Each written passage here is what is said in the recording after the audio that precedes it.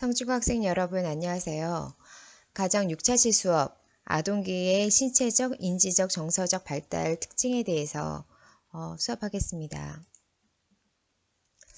저번 시간에 유아기에 이어서 지금 이제 아동기로 들어갔는데요. 아동기는 주로 초등학교를 다니는 아이들을 얘기를 하는 건데 사실 초등학교가 6년이기 때문에 초등학교 1, 2, 3학년하고 4, 5, 6학년은 되게 다릅니다. 그래서 다른 교과서에서는 아동 전기, 아동 후기 이렇게 나누기도 합니다. 그래서 그 6년 동안의 아이들의 변화가 되게 크기 때문에 되게 넓은 범위의 이제 아동이라고 할 수 있겠죠. 자, 아동기는 유아기와 달리 이제 아이들이 많이 컸기 때문에 신체적 발달에 되게 큰 의미가 있습니다. 발달 속도가 빠르지 않고 완만해지거나 또는 뼈와 근육의 성장을 많이 해서 키가 이제 막 크게 되는 거죠. 점차적으로 가슴이 넓어지고 몸통과 팔다리가 길어지고 가늘어져서 점점 성인의 그런 모양에 가까운 모습을 갖게 되기도 합니다. 초등학교 4, 5, 6학년 아동기 후반이 되면 생식기관이 발달해서 사실 여자아이들 중에 좀 빠른 아이들은 일찍 초경을 경험하기도 하고 남성과 여성을 비교했을 때 여자아이가 남자아이보다 더 빨리 성숙하게 한 경향을 볼 수 있죠. 그래서 초등학교 6학년이 지나서 중학교 1학년이 되었을 때 초등학교 6학년과 중학교 1학년 사이쯤에는 사실 남학생보다 여학생들이 더 신체적 발달이 더 성숙됨을 알 수 있습니다.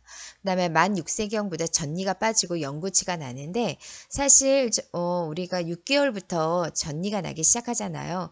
이거는 사람들에 따라서 되게 다르긴 하지만 만 6세경부터 전니가 빠지고 영구치가 나는 시점이 됩니다. 물론 더 일찍 빠지는 아이들도 있죠. 저번 시간에도 말했던 것처럼 이빨과 뼈의 나이는 같기 때문에 좀 성숙이 일찍 진행된 아이들은 이도 빨리 빠지는 경향이 있습니다. 근육의 힘과 체력이 향상되기 때문에 이때서부터는 이제 아이들이 운동을 하게 되면 훨씬 더 이제 운동 기능이 발달하게 되고 대근육과 소근육이 발달해서 더 정교하게 됩니다. 그래서 축구를 하더라도 좀 더 이제 골을 넣을 수 있는 확률이 높고 배드민턴처럼 이렇게 빠르게 오는 공을 라켓에 딱 정확히 맞춰서 치는 것도 가능합니다. 그래서 예전에는 그냥 소근육이 발달하지 않아서 젓가락질하거나 단추를 끼거나 이런 것이 어려웠다면 지금은 이제 그 능력들이 이제 정교해지게 된다는 거죠. 그래서 복잡한 기술이나 이런 것도 이해할 수 있기 때문에 아이들이 이제 게임의 규칙이라든지 게임의 룰 같은 것도 이제 인지하게 되는 상황이 되는 거죠. 이때 점점 이렇게 신체가 커짐에 따라 몸만 크는 게 아니라 아이들의 인지 발달도 굉장히 많이 발달하게 됩니다. 인지 발달 먼저 보게 되면 지식, 이해력, 주의 집중력, 기억력들이 매우 좋아집니다.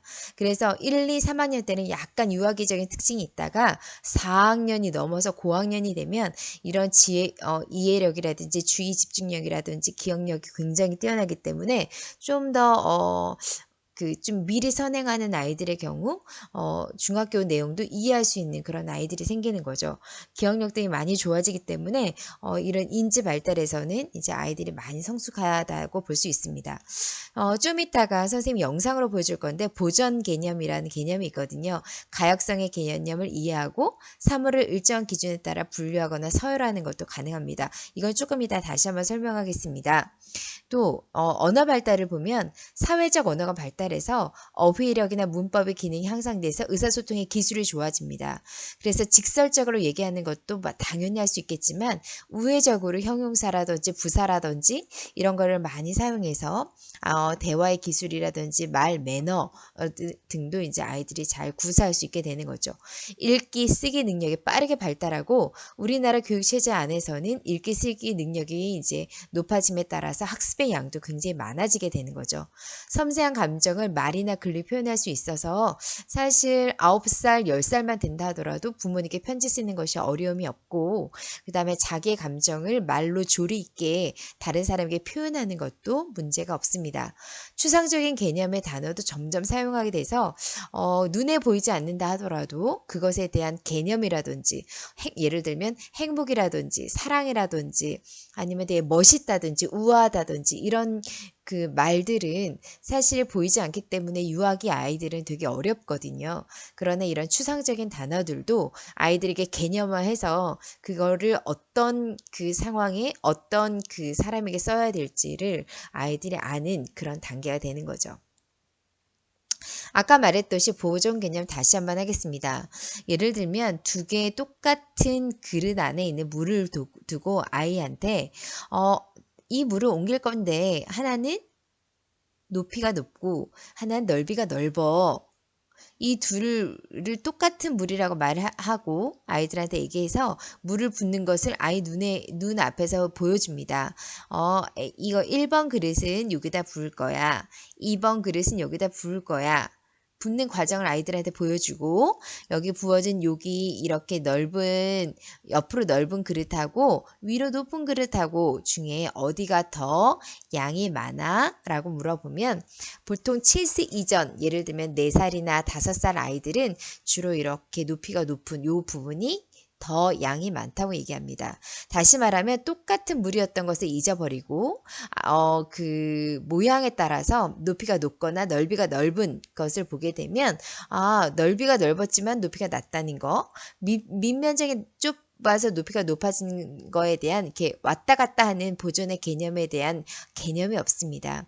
그러나 아동기 다시 말하면 7살 넘어가는 이제 8살, 9살, 10살 이 정도 아이들이 되면 눈앞에 보였던 원래는 똑같은 크기였지 라는 것을 인지하고 두 개의 양은 같아 라고 대답하는 거죠. 물체의 형태가 바뀌지 않아도 양은 변하지 않는다는 걸 아는 능력이 있습니다. 다시 말해서 또 다른 예는 아이들 앞에 찰흙을 똑같은 모양으로 해놓은 다음에 하나는 위로 길게 뭉치고 하나는 호떡처럼 납작하게 만든 다음에 어떤 것이 더 많아 형태를 바꾸게 되면 7살 이전의 아이들은 이 두 개가 찰흙이 다르다고 얘기를 하지만 아동기 아이들은 두 찰흙의 무게나 양은 똑같다라고 대답하는 거죠. 가역성의 개념은 뭐냐면 펼치면 이렇게 네 쪽이 되지만 이걸 접을 수 있잖아요. 접을 수 있으면 이것들 중에 어떤 게 더 크냐라고 말하면 사실은 이것이 원래대로 이렇게 접어서 이렇게 됐다는 것을 이해를 할 수가 없습니다. 그래서 형태라든지 보이는 외형이 바뀌면 이 자체의 속성도 바뀐다고 생각하는 거죠. 그래서 어떤 사물이라든지 현상의 진행 과정을 거꾸로 밟아가는 능력, 이런 것들의 가역성 개념이라고 볼 수 있고요.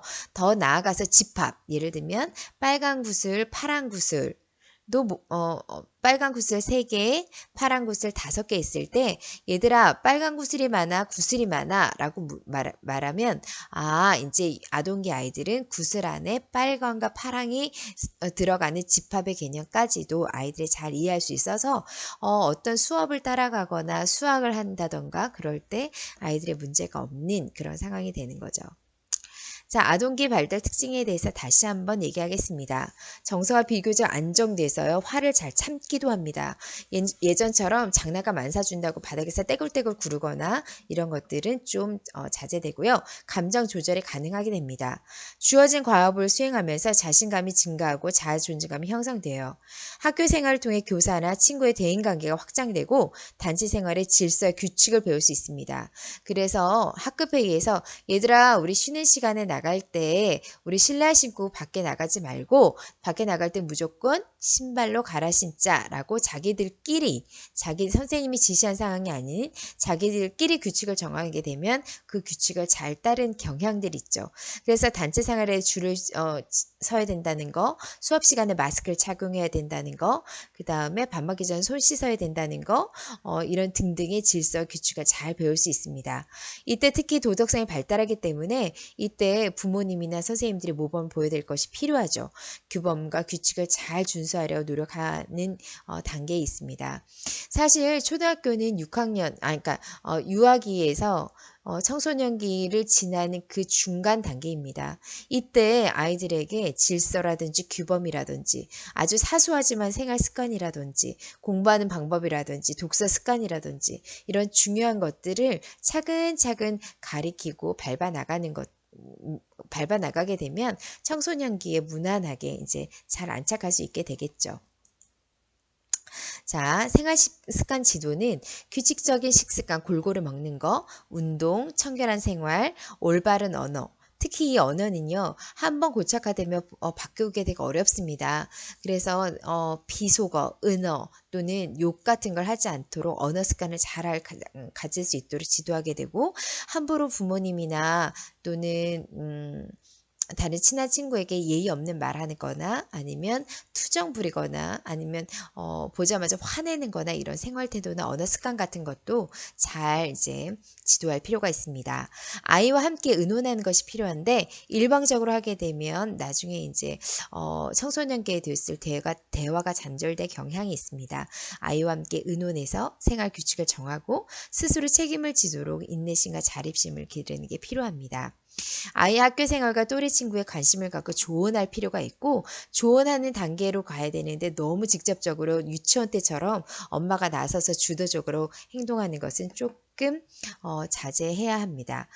도덕성 발달을 위해서 부모님은 일관성 있고 모범적인 행동을 보여야 되고 아이들은 부모의 뒷모습을 보고 자라기 때문에 부모는 일관성 있고 모범적인 행동을 보여야 되고 아이가 스스로 옳고 그름을 판단할 수 있도록 해야 합니다. 학습 지도는 한 번씩 이렇게 과제물 챙기는 습관을 길러야 되고 바른 학습 태도를 갖추도록 지도해야 됩니다. 배움의 중요성을 강조하고 지식 습득의 기쁨을 느끼게 하고 스스로 공부하도록 해야 됩니다. 이게 되게 어렵죠. 스스로 공부가 사실 쉽지 않고 양이 많기 때문에 스스로 공부한다는 거 쉽지 않지만 조금씩 차근차근 하게 되면 이런 부분도 잘 될 수 있습니다. 학습 능력, 특기, 적성들을 파악할 필요가 있고 적절한 칭찬과 격려로 학습 의욕을 북돋워 줄 필요가 있습니다.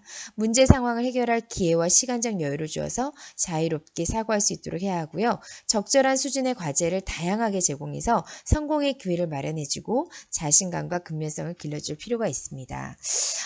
이런 내용들을 한 번씩 잘 보면 되고요. 사실은 선생님이 이제 지금 수업을 끝낼 건데 수업을 끝낸 이유는 이 부분에 대해서 이 많은 부분에 대해서 영상을 준비했습니다. 그 영상 하나하나씩 꼭 반드시 끝까지 보고 그거에 대한 과제를 해주시기 바랍니다. 여러분 이번 주에도 고생했어요. 다음 주에 만날 때까지 건강하게 수업 잘 들으세요.